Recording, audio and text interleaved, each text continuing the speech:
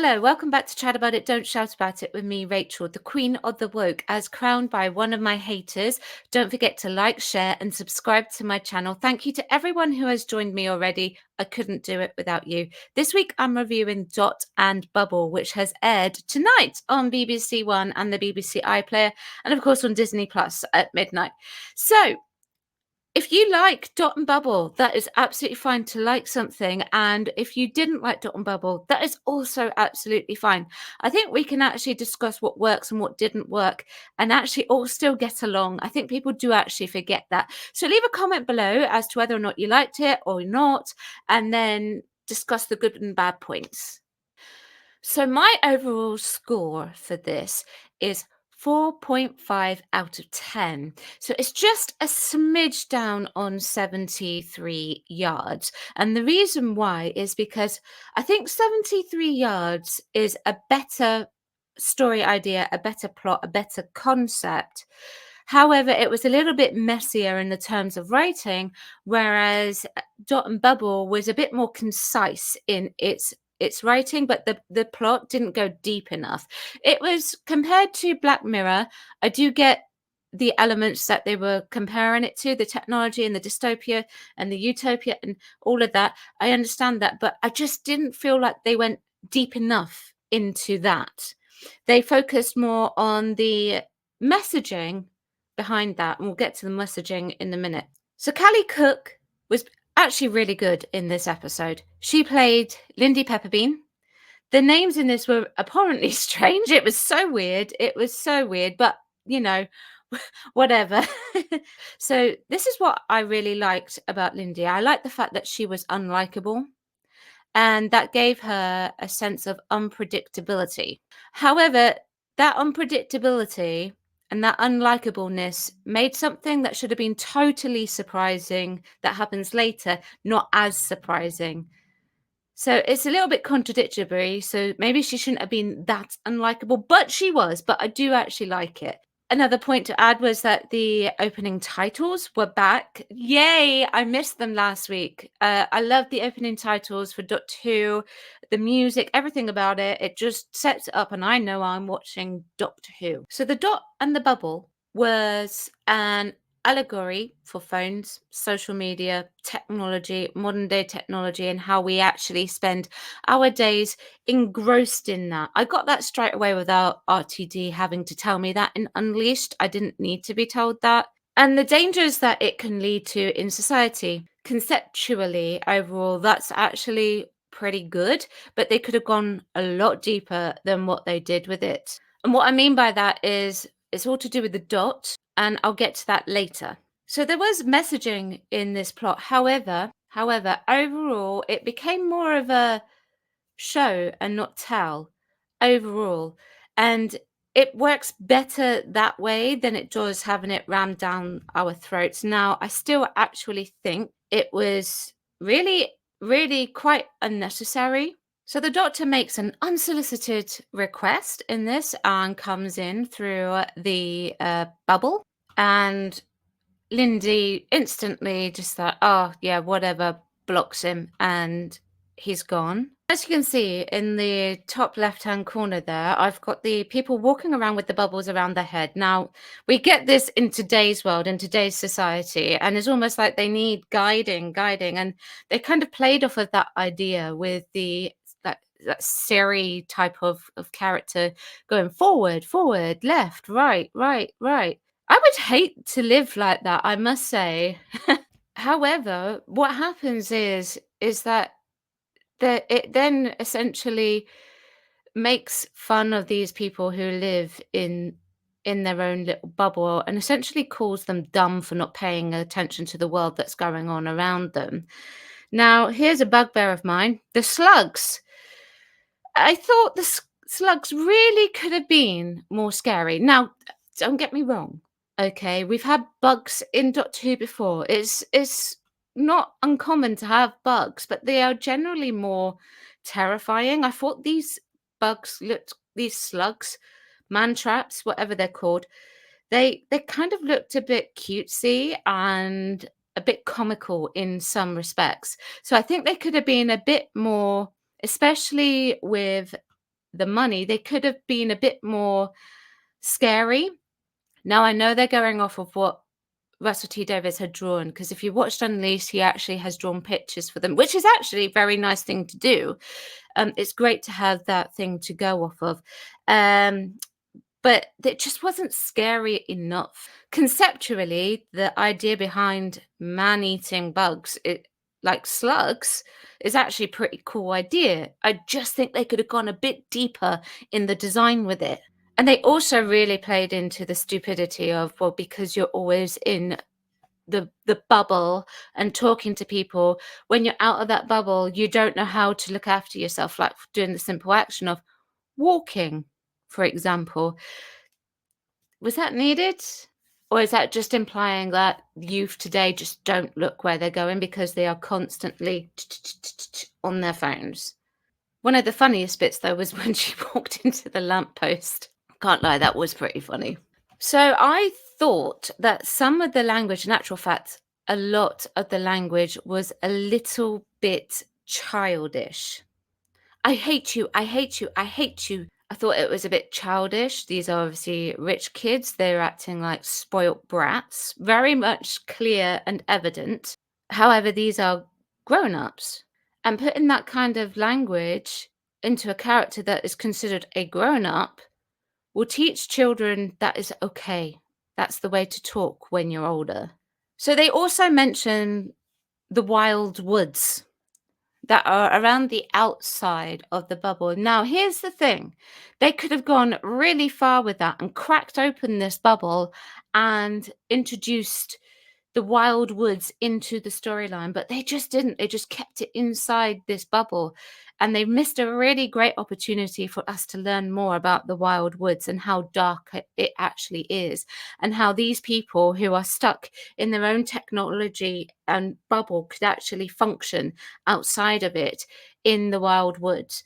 They missed that opportunity. Okay, so let's talk about Lindy and how she talks to. Obviously, they're going down the route of racism here and addressing it as a contentious issue, which I actually think in today's society, really, is it as contentious as they're making it out to be? So I watched Unleashed as well in preparation for tomorrow on the Sense, because I wanted to check how they did something in particular, because I'm sure I'm going to get asked about it. So I wanted to check it. And they were saying, and Russell T Davies was making a point of saying, how long will it go? Will it be 10 minutes, 20 minutes, 30 minutes until the viewers realize that it's only white people in this episode, in this bubble, in the land of fine time? And here's the thing. When I was watching it, I wasn't thinking about race. The thing is, equality has already happened. Yes, I know there are things in this world that we can improve on, but it's not exactly pumping home a message, is it? Or at least I think actually overall it's what I would call a very shallow message. Does it also imply that only white people are racist? I actually also think that Lindy is xenophobic or xenophobic, for depending on where you're from, and classist as well. Because remember, it's not just the doctor that she talks that way to. She also does that to Ruby as well. The only difference is when Ruby paid her a compliment, Lindy listened. So were these racist remarks really needed? So say that they were. Okay, so say that we really needed an episode where it addresses race, which technically we didn't, but let's say we did. Why is it then that there was absolutely no pushback from the doctor? The doctor says, "Oh, you can think what you want." Is that the right way to address it? So kids are going to be looking at what she's saying, listening to what she's saying, and she's saying it specifically to a black man, and they're going to think, well, if he says that you can think whatever you want, I can go and say that to a black man or a black girl or an Asian person. You have to push back. and there was no pushback from the doctor. And if people think that that was pushback, I would strongly disagree. I would strongly disagree. You have to teach kids to think critically, and this is just telling them that is the ideal way to talk to someone when it's not. You know, you're criminals. I actually have proper friends. My hazy days. Why am I even talking to you two? I was so right to hate you. I think he's not as stupid as he looks. If you're really driving that kind of messaging home, you've got to push back on it as well, particularly in children's TV shows and family shows. Let's address the wigs. I don't know what's going on with costume, but this wig, I don't know if it was done on purpose. I don't know what's going on here, but it's just look at it. It's not fitting correctly. And it really got on my goat through the whole entire episode.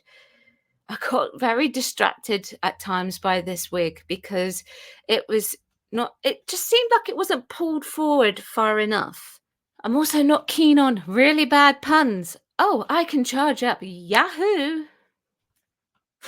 Please. Now, the resolution of how the slugs were also eating them up was actually way too simple.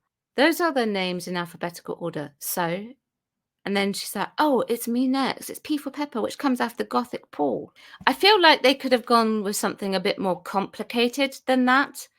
So the doctor was asking, is it something that you're eating? Is it something that you're drinking? Is it your perfume? He was questioning all of those like any scientist would. And it was only alphabetical. I think you could have actually found a source common denominator other than the fact that it was alphabetical. Like, I liked what the doctor was thinking, asking questions like that. I like that he was trying to think that it was something specific that was making them all connected. It could have gone down that way. It really could have. And the potential to save people because, I don't know, maybe it was because they were all drinking peppermint tea or something like that. Okay, that seems a bit ludicrous, but rather than having it, oh, your ABCs, that's good. So simple, they could have actually just gone down the route of what the doctor was actually thinking. Something a bit more complicated than that, that makes them all connected. The attack of the dot. This was probably one of the best bits about the entire episode.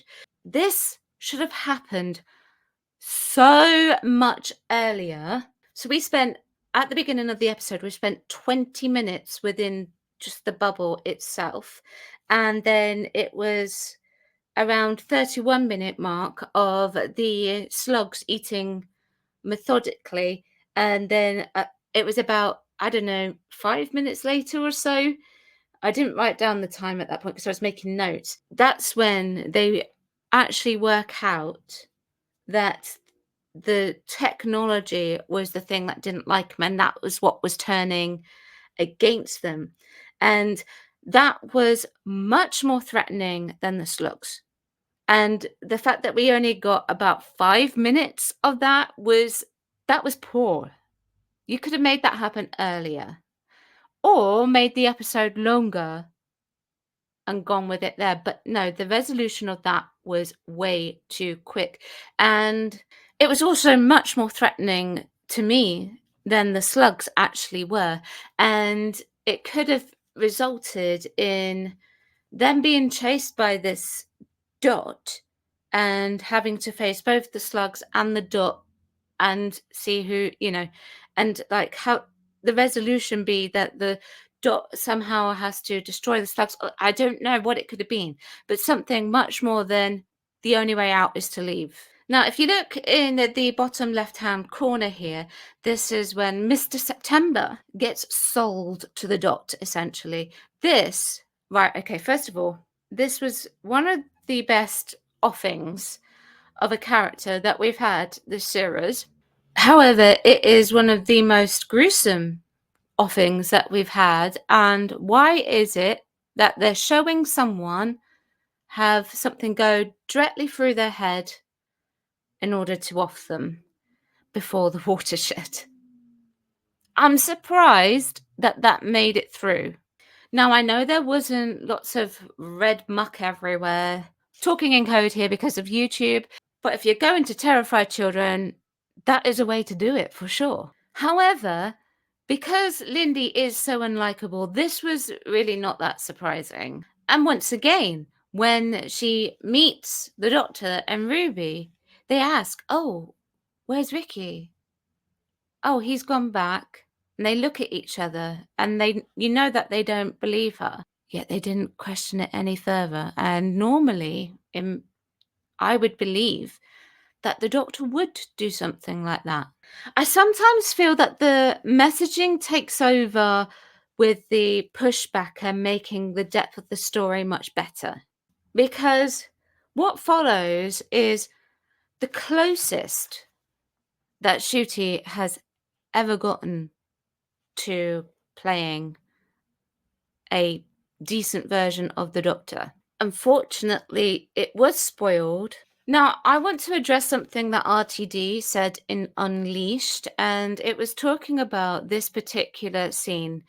This was the first scene that Ncuti had filmed of the new series. So he'd done the stuff with David Tennant, and then he came back. This was the first scene that he did. RTD said that he was a little bit wary of giving this scene to Ncuti. You know, he wanted to, and this is just on the surface, introduce it. He debated about whether or not he should ease him in gently or something like that. That's what he was debating on the surface. Now, my question is, why would you even save that in Unleashed? And why is it that you would be wary? Like deep down, why is it that you would be wary? Because Shooty's an actor. Actors are very much used to rehearsing things out of order, filming things out of order if they film things, and sometimes even developing characters out of order. So why would you be wary? He should be able to go in and just knock it out the park and go home. I've said that this is the closest that Ncuti has gotten to being the Doctor. It did get ruined. I'm not sure if this was directing or if this was an acting choice. I suspect it's more towards the acting choice here. So he said, "You could all die out there and I could save your lives. Let me." And then, of course, she refuses. And he follows that with a reaction of maniacal laughter that went into a scream of outrage, followed by crying. I think you would have done one or the other.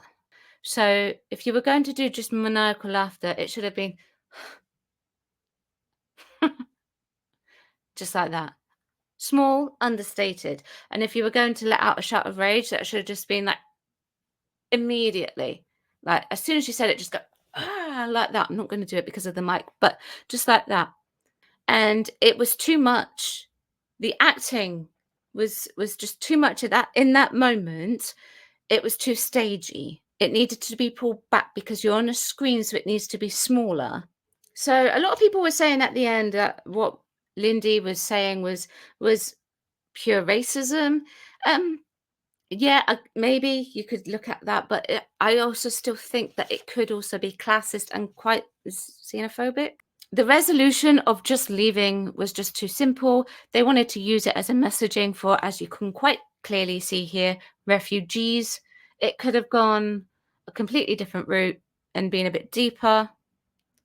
Any ideas for that? You can leave some comments below. Now, one major gripe is the crying. Please, please, please, can we just move on from crying? All right, I got some questions. How did the Doctor and Ruby end up in there, in the bubble? Where did they get that info? You know, so he was talking about the plans for Fine Time.